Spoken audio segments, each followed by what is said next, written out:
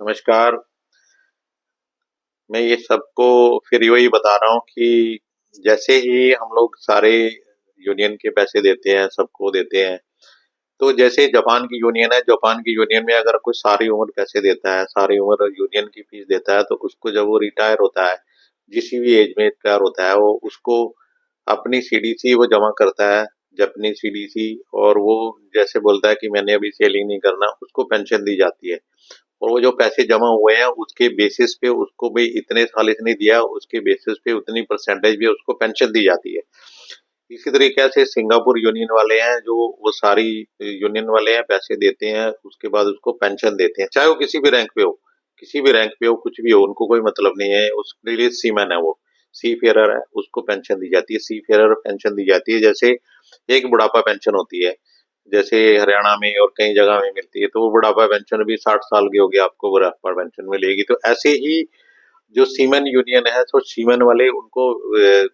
देते हैं, स्विट्जरलैंड में देते हैं, यूके वाले देते हैं, ऐसे बहुत सारी कंट्रीज हैं जहाँ पे डेनमार्क वाले देते हैं। तो ये सारे जो बहुत सारे हैं जो ग्रीको हैं, ये देते हैं, जो मतलब ये देते हैं, तो कम से कम उनकी यूनियन जो है अच्छी है, और वो मतलब आपको उसका बेनिफिट है। लेकिन हमारी वाली यूनियन है, जो आप सारी उम्र पैसे देते रहो, आप कम से कम बेकल 50 साल भी अगर पैसे देते रहो, इनको लास्ट में कुछ नहीं, हाथ जोड़ के ओके बोले जी बाय बाय टाटा, आपकी थैंक यू वेरी मच, आपने पैसे दिए और हमने आनंद लिया, और बस इतनी है, इनके बस क्लब बना लिए, हमने ये कर लिया। तो क्या हमारी यूनियन को भी जगाना चाहिए, हमारी यूनियन को भी बोलना चाहिए, जैसे बहुत सारी सीमन है, बेचारे डिसेबल हो जाते हैं या कुछ हो जाते हैं, उनको पेंशन दी जाए। वैसे भी जो आदमी हो गया है, जो 60 साल 65 साल 70 साल, जो भी जहां तक भी वो सेलिंग कर रहा है और सेलिंग छोड़ दी, जो उसके पूरे पैसे बने, वो पैसे हमारे, उसको यूटिलाइज नहीं किया हमने सारी उम्र, तो उसको जो पूरे पैसे का जो भी परसेंटेज मिलता है, उसको